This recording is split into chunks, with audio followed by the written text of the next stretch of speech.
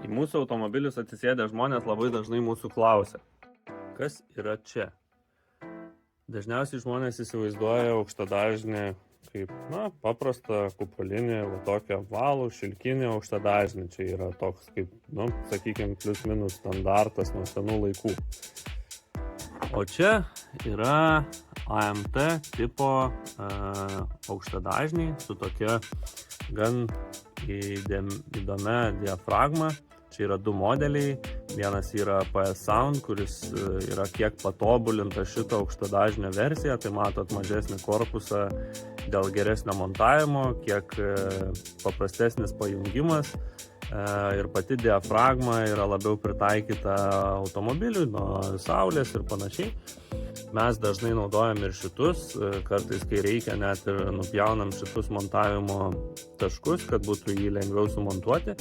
Bet čia yra aukštų dažnių garsiakalbis, kuris gali groti nuo maždaug, sakykime, 5-4 kHz jau labai teisingai ir labai tiksliai, kadangi jo diafragmos masė yra labai maža, ženkliai mažesnė negu šitų.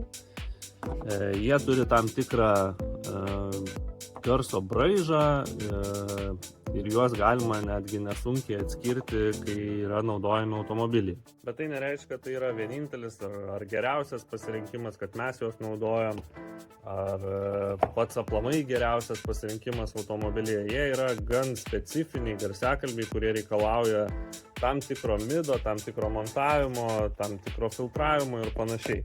Todėl dažnai net toks pasirinkimas gali tikti labiau į jūsų automobilį ar į mūsų kažkokį projektuojamą, nes pasirinkimo aukštų dažnių atrodo nedidelis. Va ir padidėjo. Yra labai daug, bet viskas visada priklauso nuo sistemos komplektavimo, nuo biudžeto, nuo vietos, į kurią galima sudėti daiktus ir panašiai. Todėl aklai rinktis ar tokius, ar netgi tokius yra labai prastas pasirinkimas. Visada geriausia yra pasikonsultuoti ir surasti geriausią ir optimaliausią variantą jums.